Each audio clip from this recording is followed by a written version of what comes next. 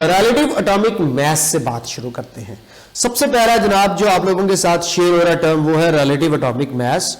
तो आइए जरा रिलेटिव एटॉमिक मास के ऊपर बात करें। तो सबसे पहली बात तो आपको पता होना चाहिए मास ऑफ एन एटम, यानी कि एक एटम का मास किसी भी एलिमेंट के as compare to 1/12 of the mass of an atom of carbon taken as 12 is called relative mass unit या रिलेटिव एटॉमिक मास। ठीक है, रिलेटिव एटॉमिक मास यूनिट की बजाय इसके लिए यह टर्म यूज की जाएगी।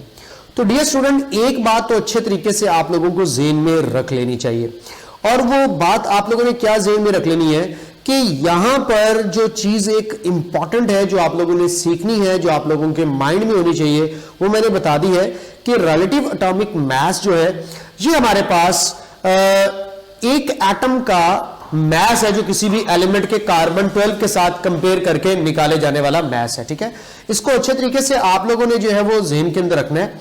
अब मैं यहां पे आप लोगों को एक छोटा सा पॉइंट क्लियर कर देना चाहता हूं। अभी मैं यहां पे एटॉमिक मास यूनिट नहीं कहता, is called as relative atomic mass, simple बोल देता हूं। यहां पे मास यूनिट का वर्ड, क्योंकि यूनिफाइड मास होता है, इसको मैं अभी यहां पे बच्चे आप लोगों के सामने से एलिमिनेट करो, सिंपल सा कर दिया मैंने, इज कॉल्ड रिलेटिव एटॉमिक मास। अब नेक्स्ट जो पॉइंट आप लोगों के साथ जो मैंने शेयर करना है वो पॉइंट क्या है, आइए जरा उसके ऊपर चलते हैं। बेटा देखिए, यहां पे मुझे रुक के आपको एक बड़ी जबरदस्त बात कंपैरिजन के हवाले से समझानी चाहिए। Are you ready to understand? बिल्कुल। मैं पहले आप लोगों को AMU के हवाले से बता दूं कि यार ये AMU क्या भला होती है। आइए जरा AMU को थोड़ा सा अंडरस्टैंड कर लें। ये देखें, ये जो हम लोग एटॉमिक मास यूनिट में आपको बता दूं ना कि एक एलिमेंट का मास, किसी भी एलिमेंट के एक एटम का मास होगा जो कार्बन 12 के साथ कंपेयर करके निकाला जाएगा। तो मैंने लिखा है compare to the 1/12 of the mass of an atom of carbon taken as 12 is called relative atomic mass. The masses of atoms are very small, cannot be weighed by non-physical balance. That's why we use the relative atomic mass unit scale. ये relative atomic mass unit scale क्या है? ये सबसे important चीज आपको बतानी है, relative atomic mass unit scale. जैसे मैंने आपसे कहा कि एटम्स के मासेस बहुत नन्हे मुन्ने हैं, उनके लिए किलोग्राम यूनिट का स्केल यूज नहीं करना, उनके लिए एटॉमिक मास यूनिट का स्केल यूज करना है। जैसे कि एग्जांपल्स देखें, ये मैंने आपके सामने कुछ एलिमेंट्स के रिलेटिव एटॉमिक मासेस की एग्जांपल्स रखी। लाइक हाइड्रोजन की बात करता हूं। अगर मैं बात करता हूं हाइड्रोजन की, तो आप लोग देखें कि हाइड्रोजन के एक एटम का जो यहां पे तुम लोगों को मास दिख रहा है 1.008, और ये ऑफ कोर्स किस में यूज किया गया है, AMU के अंदर, या इसको सिंपल U भी लिखा जा सकता है, जिसको यूनिफाइड मास कहते हैं। बेटा इसी तरह क्लोरीन की भी एग्जांपल आपको दिख रही है, और आप लोग अगर गौर फरमाएं तो ये सब के सब आपको फ्रैक्शंस में दिख रहे हैं। तो एक बात तय कर लें, रिलेटिव एटॉमिक मास जैसा कि मैंने बताया हमेशा फ्रैक्शन में होगी। पेपर में सवाल आ सकता है, which one of the following is always in fraction? तो एटॉमिक वेट और रिलेटिव एटॉमिक मास फ्रैक्शन में हो सकते हैं, लेकिन मास नंबर हमेशा होल नंबर में होता है, ये कभी भी फ्रैक्शन में नहीं हो सकता। ओके डियर स्टूडेंट्स, अब आप लोगों के पास थोड़ा सा इस यूनिट की बात हो जाए। What is this unit? Unit है the unit used to express atomic mass is called atomic mass unit, जिसको AMU कहते हैं, यूनिफाइड मास भी कहते हैं। और बेटे एक AMU को बाकायदा तौर पर कैलकुलेट करके देखा गया, ये आपको मैं बाद में एवोगैड्रो नंबर के अंदर जाके बताऊंगा भी कि ये नंबर कैसे आता है।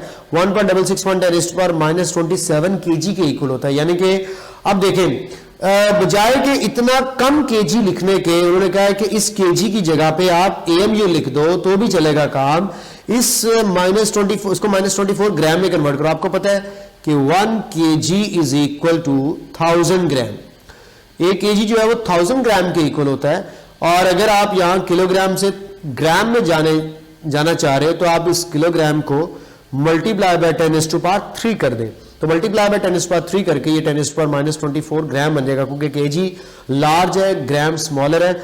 जब भी लार्ज यूनिट से स्मॉलर यूनिट में जाते हैं तो हमेशा मल्टीप्लाई करते हैं, LSM याद रख लीजिएगा आप लोग, ठीक है जी।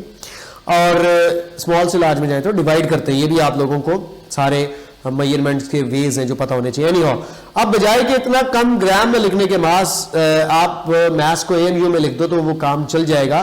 तो अब क्यों ना थोड़ा सा AMU आपको समझा दूं कि ये जो AMU यूनिट है ये आया कहां से है, इसके ऊपर थोड़ी सी मैं आप लोगों के साथ जो है बात करना चाहूंगा, लेकिन मुझे जाना पड़ेगा दोबारा से तराजू की तरफ। आइए जरा हम समझते हैं कि असल सीन क्या है। सीन कुछ ये है, मैं आपको समझाता हूं। सीन बड़ा सिंपल सा है जो मैं आपको समझाना चाह रहा हूं, और ये है कॉन्सेप्ट जो आप लोगों के माइंड में होना चाहिए। Listen to me very carefully. आप लोग 1 किलोग्राम चावल लेने गए, तो आप घर में जब अम्मी को ला के चावल दे रहे हो तो आपको पता है कि ये जो 1 kg है, व्हाट इज दिस 1 kg? ये है a bar of metal taken as standard.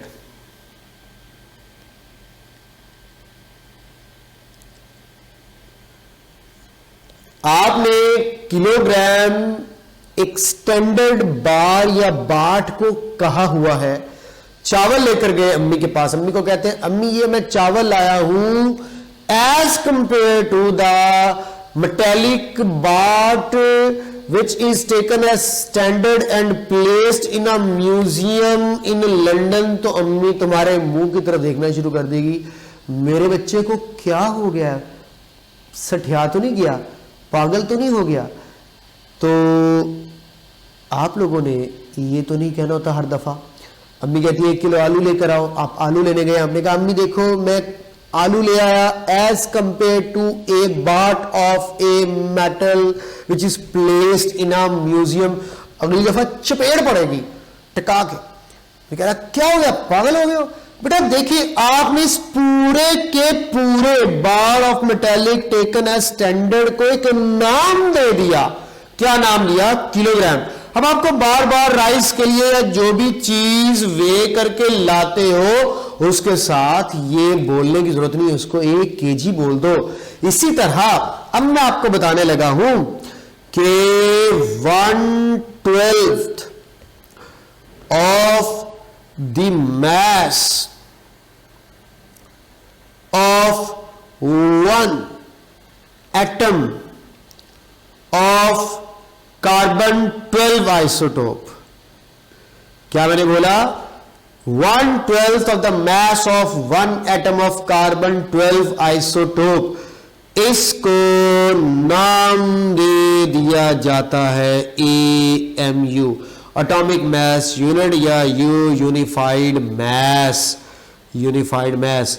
तो बेटे आप देखो, जिस तरह मैंने इस बार ऑफ मेटेलिक चैम्बर या मेटेलिक बार टेकन एज स्टैंडर्ड की जगह पे 1 kg रख दिया, उसी तरह हर दफा मैं mass of an atom as compare to 1/12 of the mass of 1 atom of carbon 12 नहीं बोलूंगा।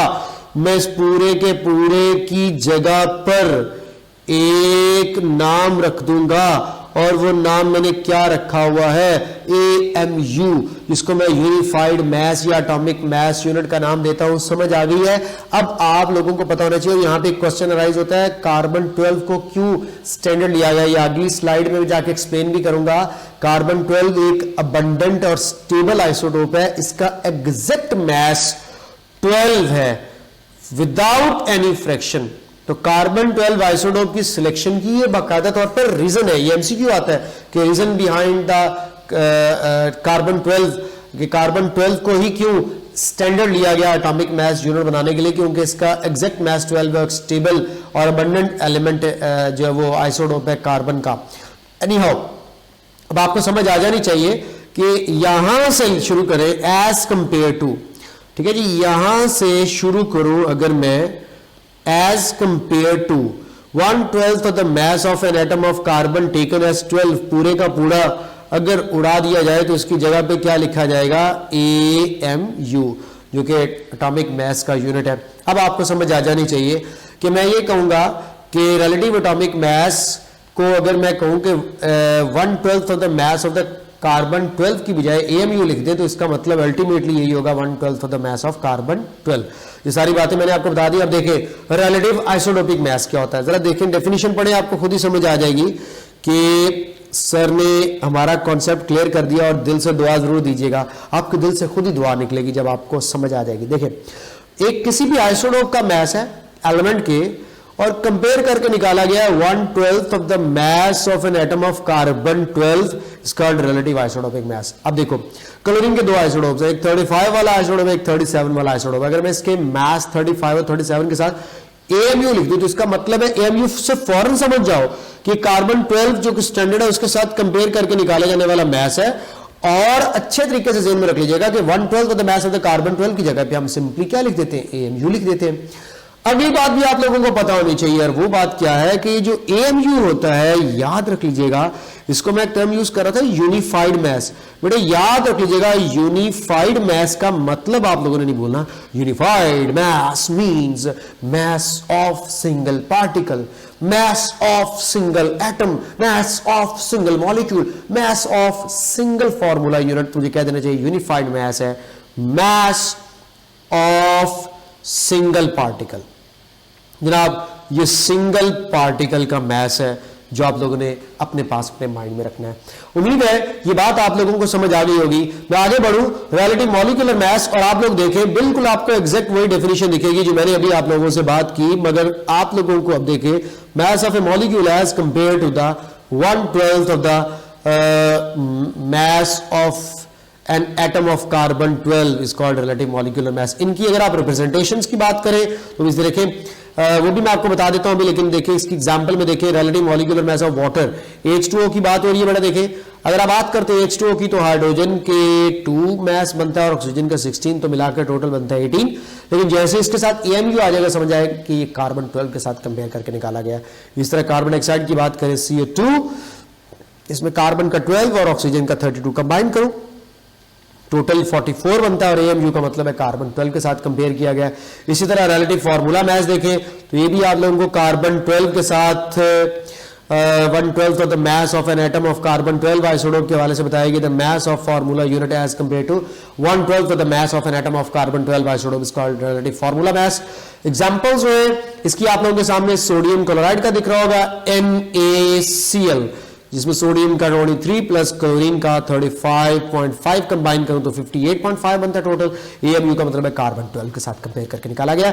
इस तरह सोडियम सल्फेट की बात करूं Na2SO4, sodium 23 into 2 plus sulphur 32 plus oxygen 16 into 4 is equal to 142, और AMU के साथ कंपेयर करने का मतलब है कि कार्बन 12 के साथ कंपेयर किया गया। इसको रिप्रेजेंट कर लिया जाएगा कि आप रिलेटिव फॉर्मूला मैस लिखेंगे, और इसको ये इस अंदाज से रिप्रेजेंट किया जा सकता है। मतलब इसको क्या ये कह सकता हूं कि फॉर्मूला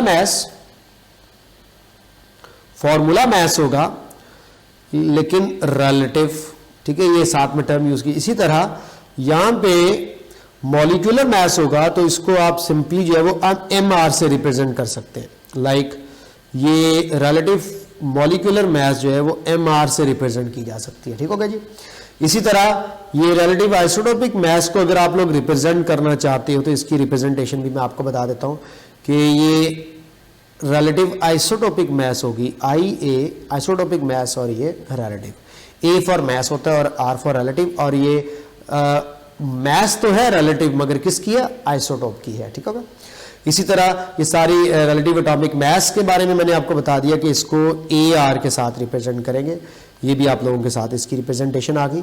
तो एक बात आप लोगों ने सीख लेना है कि इनकी रिप्रेजेंटेशन भी इंपॉर्टेंट है, वो भी आप लोगों के पास आइडिया होना चाहिए, आपके माइंड में होना चाहिए कि इसको AR यानी कि रिलेटिव एटॉमिक मास के साथ, रिलेटिव एटॉमिक मास, relative isotopic mass, relative molecular mass और रिलेटिव फार्मूला मास, ये आपके सामने सारी मैंने एग्जांपल्स रख दी।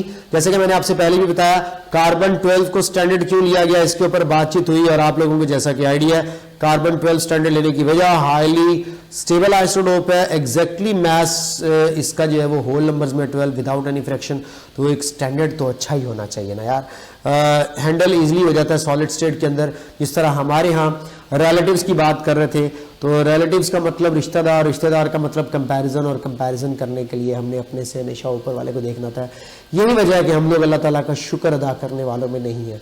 बेटे यकीन मानो, अल्लाह ताला का शुक्र अदा करने का तरीका सीखना हो तो बड़ी सिंपल सी बात है, उनको देखो जिनके पास आपसे कम है, उनको ना देखो जिनके पास आपसे ज़्यादा है।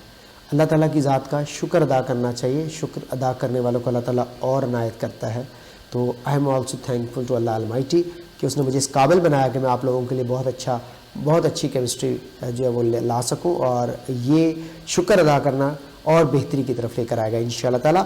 तो अब आप लोग इस क्वेश्चन का आंसर विदाउट एनी हेजिटेशन दे सकते हैं। आपको पता है आपका क्वेश्चन गलत नहीं होगा। सोचिए, what is the exact mass in gram of one hydrogen atom? Exact mass in gram of one hydrogen atom. आपने कहा सर देखिए हमें पता चल गया कि आप अल्फा आंसर सिलेक्ट नहीं करना क्योंकि ये 1 मोल का मास है, क्योंकि AMU हटा करके ग्राम लग गया और ये एक एटम का मास नहीं होगा, ये 6.02 10⁻23 एटम्स का मास होगा। सर बीटा आंसर इसलिए नहीं हो सकता कि एक एटम का तो मास पूछा हुआ है लेकिन AMU में नहीं बल्कि ग्राम्स में पूछा हुआ है। तो इसका मतलब है ये भी गया ऑप्शन, अल्फा भी गया, बीटा भी गया। चार्ली तो किसी सूरत में नहीं हो सकता। एक तो ये एक एटम का नहीं हो सकता, ये 2 एटम्स का, और ऊपर से लिखा भी ग्राम्स में हुआ। तो आपको पता होना चाहिए ये 1 मोल ऑफ हाइड्रोजन गैस है, 1 मोल ऑफ H2 गैस का मास है। क्योंकि आपको पता है हाइड्रोजन के गैस में 2 एटम्स होंगे, 2 एटम का कंबाइन करके अगर एक एटम का 1.008 है तो 2 का हो जाएगा 2.016 और साथ में ग्राम उसको डाइटोमिक गैस को शो कर रहा है। इसका मतलब है ऑप्शन क्या बनता है? डेल्टा डेफिनेटली, क्योंकि 1 एटम का मास 1.008 AMU बनता है और एक AMU अगर हम ग्राम में देखें तो एग्जैक्ट यही वैल्यू बनती है जो कि आप लोगों को मैंने बताई। और इस वैल्यू का एक और नाम भी याद रख लीजिएगा, इसको एवोग्राम कहते हैं, एवोग्राम भी कहते हैं। ये एवोग्राम क्या है? ये 1 एवोगैड्रो नंबर से आती है वैल्यू, यानी कि 1/6.02 10⁻23। इसका आम शब्दों में बताऊं कि 6.02 10⁻23 में से एक का मास, क्या मैंने बोला? 6.02 10⁻23 में से एक का मास ये होता है अगर मैं हाइड्रोजन एटम्स की बात करूं, जिसको एवोग्राम कहते हैं। होपफुली आप लोगों को काफी हद तक मेरी बातें समझ आई होंगी। ठीक है जी, तो इसका आंसर डेल्टा आप लोगों के साथ शेयर करने के बाद इस कॉन्सेप्ट को क्लियर करते हुए for the case of hydrogen gas मैंने आपको बता दिया 2.016 AMU। अब देखें आप मुझे बताइए 2.016 AMU क्या होगा? अगर आपका कॉन्सेप्ट क्लियर हो गया तो आप मुझे बता सकते हैं कि सर ये हाइड्रोजन मॉलिक्यूल का रिलेटिव मॉलिक्यूलर मास होगा। ठीक है, तो इसको मैं MR के साथ शो कर सकता हूं कि हाइड्रोजन गैस का रिलेटिव मॉलिक्यूलर मास है, और जैसे ही मैं ग्राम में लिख दूंगा तो ये मोलर मास बन जाएगा। क्या बन जाएगा? Molar mass of hydrogen gas, molar mass of hydrogen gas. तो ये बातें सारी बेटे आप लोगों को उम्मीद है समझ आ गई होगी। नेक्स्ट टॉपिक जो है वो आइसोटोप्स का और मास स्पेक्ट्रोमीटर का है, जो मैं अगली वीडियो में लेकर के जाऊंगा, जो मेरे नेक्स्ट लेक्चर का पार्ट होगा। एंड एटॉमिक मासेस को अंडरस्टैंड करने का, इनके क्वेश्चंस को अंडरस्टैंड करने का आप लोगों को तरीका मैंने बता दिया। अभी इसमें आप लोगों को मैंने मास नंबर की बात कर दी, एटॉमिक वेट या एवरेज एटॉमिक मास की बात करूंगा, और वो मास स्पेक्ट्रोमीट्री और आइसोटोप्स पढ़ा करके सिखाऊंगा। उम्मीद है वो भी आपको बात बहुत अच्छे तरीके से समझ आएगी। अपना ढेर सारा ख्याल रखिएगा। नेक्स्ट लेक्चर देखिएगा मास स्पेक्ट्रोमीटर और आइसोटोप्स का।